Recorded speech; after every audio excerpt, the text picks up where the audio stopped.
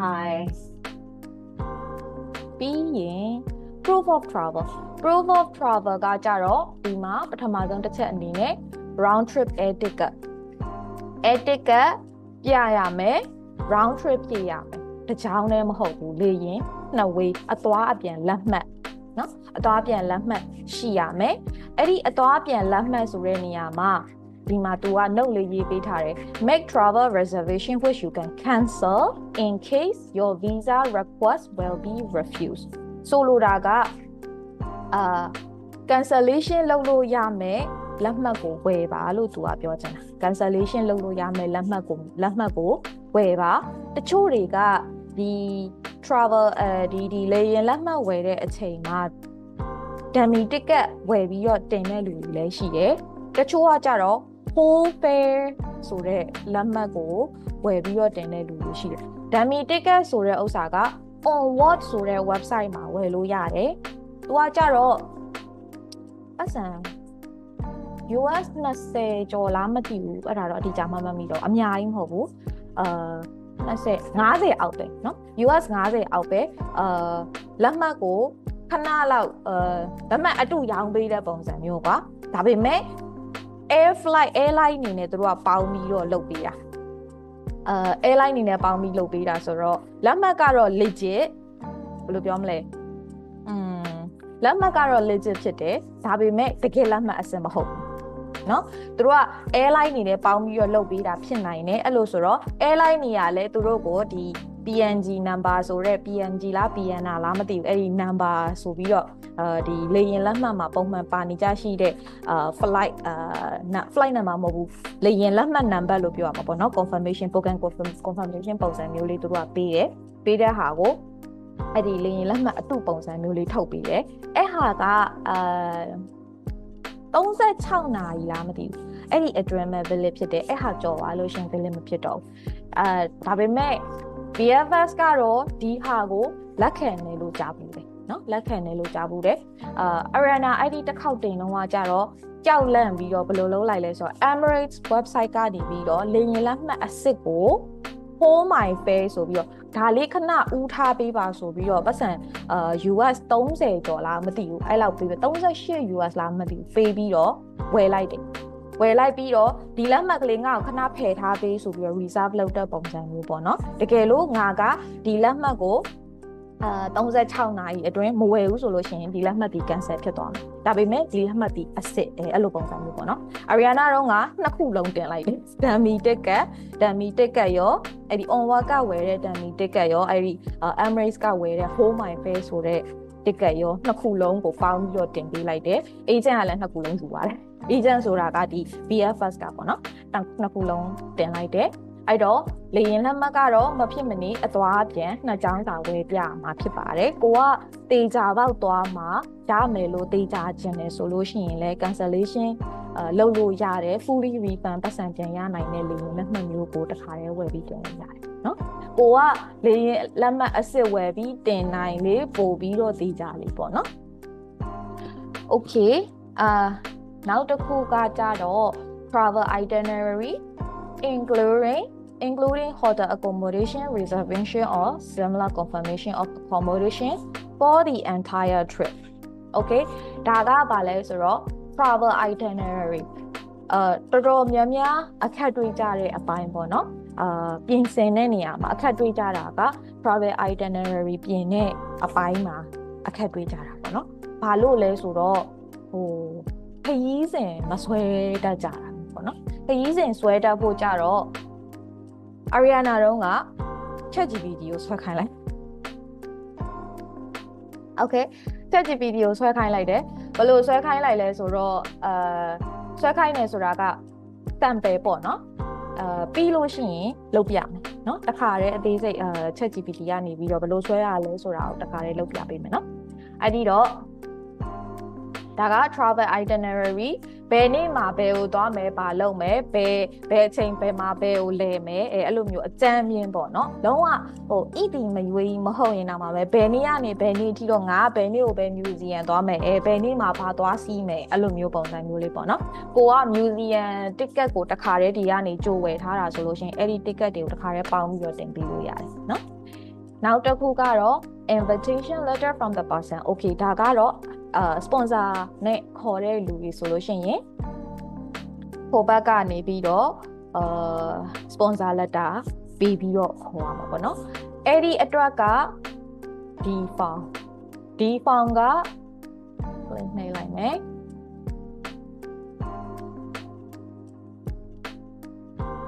okay so နားလေးဆောင်ပါ okay ဒီ form ကကြတော့အပြည့်အစုံကိုယ်ခေါ်မဲ့လူကတာဝန်ယူပြီးတော့ဒီစာရွက်စာတမ်းတွေပြင်ပေးရမှာဆိုတော့ခုနကဗီဒီယိုကနည်းနည်းလေးရှည်သွားတယ်တော့နောက်ထပ်လည်းအများကြီးကြံသေးတယ်တစ်ခါနာရီနဲ့ချီပြီးတော့တင်ရမယ်နဲ့တူတယ်အပိုင်းလေးတွေခွဲပြီးတော့တင်ပေးပါမယ်เนาะဘာလို့ဆိုအသေးစိတ်ပြောပြထားတာမို့လို့လေခုနကအဲ့ဒါဆိုလို့ရှိရင်ပြောလက်စက invitation letter အတွက်ပေါ့နော် invitation letter ကပေးရမယ့်သူကသူ့ဘက်ကပြင်ဆင်ရမယ့်စာရွက်စာတမ်းတွေ6မျိုး9မျိုးလောက်ထိရှိပါတယ်အဲ့ဒီအတွက်ကိုပြီးရင်အသေးစိတ်ဆက်ပြီးပြောပြပါမယ်ဒီထဲမှာကြတော့သူပေးထားတဲ့ form ရှိတယ်ဒီ form ကတော့မဖြစ်မနေပါမယ့် form ပါဒီ form ကို click နှိပ်လိုက်လို့ရှိရင်သူက website ကဒီဟာလေးကိုပြပါလိမ့်မယ် okay ဒါလေးပေါ့နော်ဒါလေးကကြတော့သူ့ဘက်က proof of sponsorship or private accommodation ဆိုလိုတာကကိုကသွားမယ်ဆိုရင်လေယာဉ်လက်မှတ်အပြင်ကိုဘယ်မှာနေမယ်ဆိုတဲ့အကြောင်း hotel reservation booking ခိုင်မာမာပြရပါမယ်တကယ်လို့ကိုကဟိုမှာအတိအိမ်မှာနေမယ်အဲ့လိုမျိုးခေါ်မဲ့တငယ်ချင်းတော်၎င်းဆွေမျိုးတော်၎င်းboyfriend girlfriend တော်၎င်းဒီလိုပုံစံမျိုးနဲ့သွားမှာဆိုလို့ရှိရင်သူ့အိမ်မှာနေမယ်တငယ်ချင်းအိမ်မှာနေမယ်ဆိုလို့ရှိရင်တငယ်ချင်းဘက်ကသူ့အိမ်မှာနေခွင့်ပေးပါတယ်ဆိုတဲ့private accommodation proof ပေါ့နော်အဲ့ဟာကိုပေးရမယ်အဲ့တော့ Ariana ကအဲ့ဒီဟာလေးနဲ့ရှောက်လိုက်တယ်မဟုတ်လို့ရှိရင် hotel booking ဘာညာက cancellation ဘာညာနဲ့ဆိုရှုပ်နေမှာဆိုလို့ပြီးတော့တေးကြအောင်လို့ဆိုပြီးတော့ပေါ့နော်အဲ့တော့ဒီ form ကိုသူ့ဘက်ကဖြည့်ရတာဖြစ်ပါတယ်ဒါကသူက Netherlands လူမျိုးဖြစ်တယ်ဆိုလို့ရှိရင်ဒီ form ကိုအလွယ်တကူဖြည့်လို့ရပါတယ်သူကmunicipal ရုံးကိုသူကသွားရပါမယ်သူ့ဘက်မှာရှိတယ်သူနေထိုင်တဲ့နေရာမှာရှိတဲ့ municipal ရုံးကိုသွားရမယ်ဒီဟာတွေအသေးစိတ်ဖြည့်ရမယ်ဒီဟာဖြည့်တဲ့အခါအသေးစိတ်မှာသူ့အလုပ်က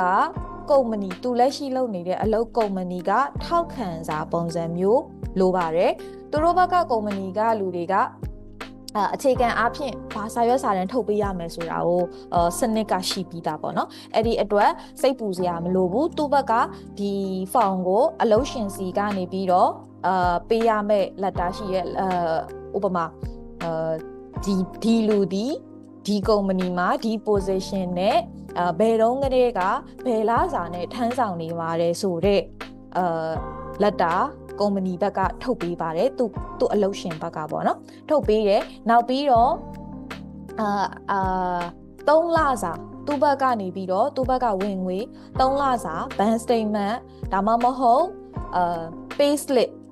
Ariana စီမှာရတာကြတော့ pay slip ပေါ့နော်သူ့ဘက်ကကုမ္ပဏီကနောက်ဆုံး3လစာ pay slip ကုမ္ပဏီကထုတ်ပေးတယ်အဲ့ဒီဟာကိုအတူတကွတင်ရတယ်ပေါ့နော်အဲ့ဟာရဲ့ဒီ form ရဲ့ပေါ့အဲ့တော့ဒီ form ကသူက municipal ရုံးကိုသွားဒီစာရွက်စာတမ်းဓာတ်တွေအကုန်ဖြည့်ပြီးလို့ရှိရင်သူ့ဘက်က municipal ရုံးဘက်ကနေပြီးတော့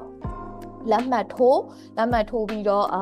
chop to ပါညာစာရွက်စာတမ်းပြင်ဆင်ပြီးပေးတယ်ပေါ့နော်အခါကျရင်ပြီးသွားပြီဆိုရင်ဒီ form ကိုသူက scan ပြန်ဖတ်ပြီးတော့ Ariana စီပြန်ပို့ပေးတယ်အဲ့လိုမျိုးမဟုတ်ဘူးစာရွက်စာတမ်းအစစ်အတိုင်းတင်ခြင်းတယ်ဆိုလို့ရှိရင်တော့ DHL နဲ့စာရွက်လှမ်းပို့ပေါ့နော်delivery courier service ယူပြီးတော့စာရွက်လှမ်းပို့ပေါ့ Ariana ကတော့ဟိုဘက်ကနေပြီးတော့ scan တေချာဖတ်ပြီးတော့အဲ့ဟာကိုပဲ color print ထုတ်လိုက်တယ်နော်အဲ့ဟာလေးနဲ့ပထမတစ်ခေါက်တုန်းကရှောက်တာရတယ်ပေါ့နော်အဲ့တော့ဒီ form လိုပါမယ်အဲ့ဒီတော့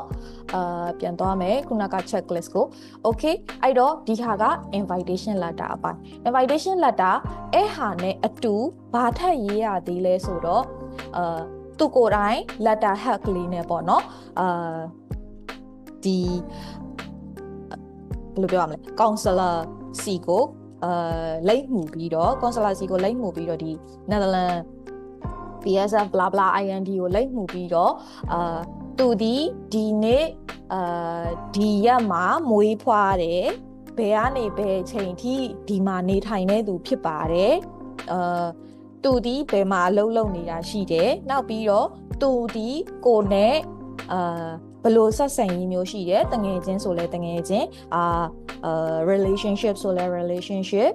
မိတ်ဆွေဆိုလဲမိတ်ဆွေအပေါင်းအသင်းဆိုတာအမျိုးမျိုးပေါ့နော်အဲ့လိုမျိုး family ဆိုလဲ family ပေါ့အဲ့ဒီအတွက်ကြောင့်မို့လို့သူဒီလူကိုအဆရာတာဝန်ခံပြီးတော့ဒီနိုင်ငံကိုခေါ်ကျင်ပါတယ်အဲ့ဒီအတွက်သူaccommodation သူအိမ်မှာနေထိုင်ခွင့်လဲပေးသလိုဒီလူစီမှာဖြစ်လာမဲ့အကြောင်းအရာကိစ္စအဝငွေရေးကြေးရေးတော်၎င်းဒီခရီးစဉ်တစ်ခုလုံးအတွက် cover လုပ်ပေးဖို့တော့၎င်းခရီးစရိတ်နေစရိတ်စားစရိတ်ဒါတွေအကုန်လုံးကိုသူ cover လုပ်ပေးမယ်တော့၎င်းဒါမှမဟုတ်သူ့ဘက်ကနေပြီးတော့ဒီလူဒီနိုင်ငံမှာလဲပတ်ပြီးတော့အချိန်ပြည့်တာနဲ့ပြန်ရမယ့်အချိန်အတွင်းမှာသူဒီတာဝန်ယူပြီးတော့ပြန်လွှတ်ပါမယ်ဆိုတဲ့စာကိုရေးပေးရတယ်နော်သူအိမ်မှာပဲပေးနေပါမယ်ဆိုတဲ့အကြောင်းလည်းသူရေးပေးရတယ်အဲ့တော့အဲ့ဒီအကြောင်းအရာတွေအကုန်လုံးကိုစာသေးချစီပြီးတော့သူ့ဘက်ကနေပြီးတော့စာရေးပြီးတော့သူရေးတော့ကတော့သူတို့ Dutch language နဲ့ပဲရေးတယ်ပေါ့နော် Dutch ဘာသာစကားနဲ့ပဲရေးတယ်အင်္ဂလိပ်လိုရေးလဲရတယ်ဘာလို့ဆိုအဆုံးမှာဒီစာက IND ဒီ Dutch ဘက်ကအစိုးရကပဲပြန်ပြီးဖတ်မှာဆိုတော့အဲ့လိုလေးရေးပေးတယ်ရေးပေးပြီးတော့အဲ့ဒီဟာကိုလဲသူလက်မှတ်ထိုးပေးပြီးတော့ကိုစီပို့ပေးတယ်ပေါ့နော်အဲ့ဟာကဒါသူ့ရဲ့formal invitation letter ကိုစီပေးတယ်ဆိုတဲ့ပုံစံမျိုးပေါ့နော်အဲ့တော့ဒါကဒီ 5.3 အောက်မှာ sponsor နဲ့သွားမှာဆိုလို့ရှိရင်ပြင်ဆင်ရမယ့်စာရွက်စာတမ်းတွေပေါ့နော်အဲ့လိုမျိုးမှမဟုတ်ဘူးကိုက invitation နဲ့သွားမှာမဟုတ်ဘူး tour အနေနဲ့သွားမှာဆိုလို့ရှိရင်ကိုကစလျှောက်ကလေးကဒီအရှိမရွေးတဲ့အချိန်เนาะဒီအရှိမကန်ဗီဇာပါညာဆိုပြီးဒီမှာရွေးတဲ့အချိန်တွေကvisit family and friend မဟုတ်ဘဲနဲ့ tourism ဆိုပြီးတော့ရွေးလို့ရတယ်ကြံတဲ့စာရွက်စာတမ်းလိုအပ်တာတွေအကုန်လုံးကတူတူပဲသူ့ဘက်ကရှောက်ပေးမယ်ဆိုလို့ရှိရင်ဒါဒီစာရွက်တွေပို့ပြီးတော့ကုန်မှာပေါ့နော် okay အဲ့တော့ဆက်သွားမယ်ပြီးရင် proof of applicant financial circumstances such as 3 months of bank statement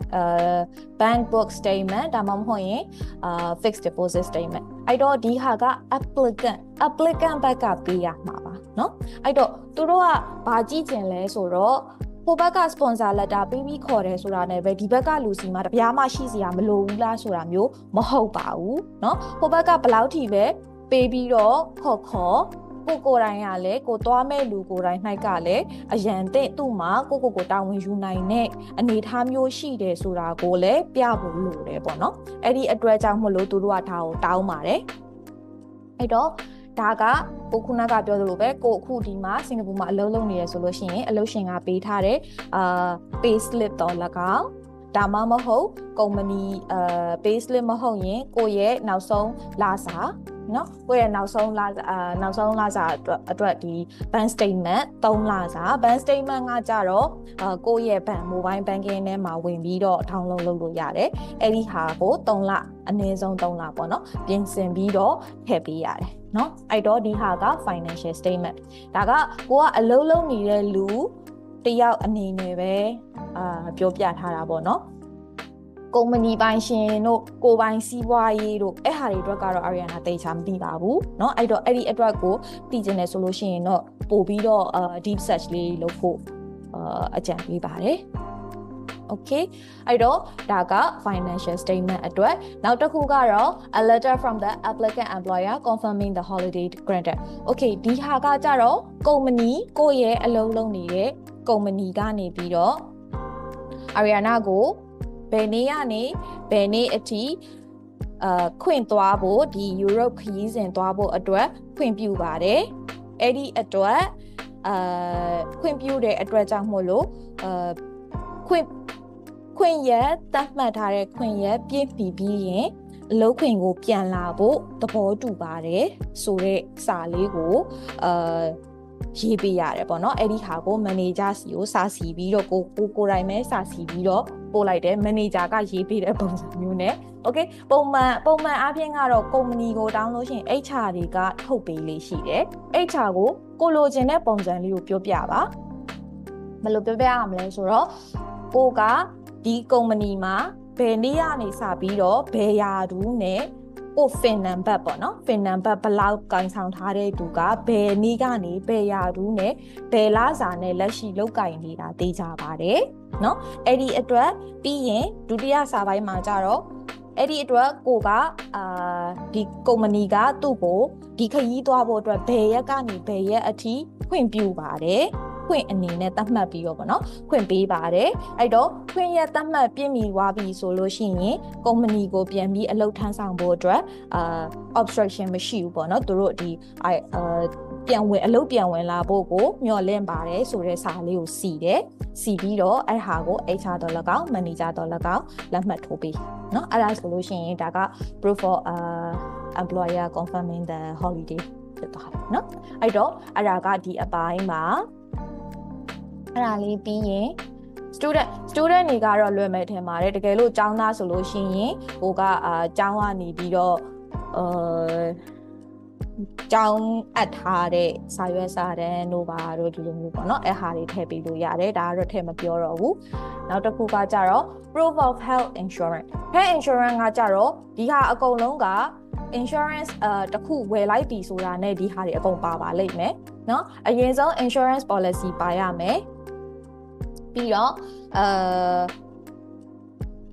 insurance valid throughout ဆိုတာဥပမာကိုကတစ်လနေမှာဆိုလို့ရှိရင် insurance date ဒီတစ်လ cover ဖြစ်ရမယ်နောက်ပြီးတော့အဲ့ဒီဟာကအနည်းဆုံး30,000 okay အနည်းဆုံး30,000 medical cost cover ဖြစ်ရမယ်ဥစ္စာဖြစ်ရမယ်အဲ့တော့ Ariana ဝယ်တာက AXA အဲ့ဒီကနေဝယ်တယ်ရှမ်းငံ low cost insurance ဆိုပြီးတော့ရှိရဲအဲ့ဒါကသူကဒီရှမ်းငံကသတ်မှတ်ထားတဲ့ဒီ rate အထက်ကိုဝင်နေပေါ့နော်အဲ့ဒါကကိုသွားမဲ့ရက်ပုံမူတည်ပြီးတော့ဘယ်နှစ်ရက်တော့မှလဲပုံမူတည်ပြီးတော့ဗီဇာဈေးနှုန်းအပြောင်းလဲရှိနိုင်ပါတယ်နော်အရင်ဈေးမကြည့်ဘူး100ဝန်းကျင်လောက်ပဲနော် okay အဲ့ဒါက insurance ဝယ်ဖို့အတွက်ဒါကဒီ3ခုစလုံးတစ်ခါရေးပါပြီးသားเนาะပြီးရင် visa ကကြတော့ခုနကကို့မှာရှိတဲ့ work permit နဲ့အတူတူပဲပြီးတော့ဘာလို့သေးလဲဆိုတော့စင်ကာပူမှာရှိတဲ့လူတွေသိကြလိမ့်မယ်work pass เนาะ SG work pass ဆိုတဲ့ app ကနေပြီးတော့ကိုယ့်ရဲ့ visa နောက်ကျောမှာရှိတဲ့ဒီ work permit နောက်ကျောမှာရှိတဲ့ QR code ကို scan ဖတ်တဲ့အခါကြလို့ရှိရင်ဒီသူရဲ့ employment detail လေးပေါ်လာတယ်အဲ့ဒီဟာကိုscreenshot ရိုက်ပြီးတော့ print ထုတ်ပါเนาะအဲ့ဒါက visa အဲ့လိုမျိုးဖြစ်ရမယ်ပြီးတော့ကို visa ကလည်းအနည်းဆုံး6လကြံဖို့လိုတယ်เนาะအနည်းဆုံး6လလောက်ကြံဖို့လိုတယ်အဲ့တော့အဲ့ဒီအတွက် visa ပြီးရင်တော့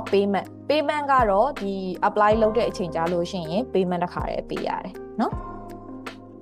okay အဲ့လိုဆိုတော့ဒါကပြင်ဆင်ရမယ့် document အပိုင်း okay အဲ့ဒီတော့ဒါတွေရပြီဆိုရင်ဒါလေးကိုခဏလောက် step aside လုပ်လိုက်မယ်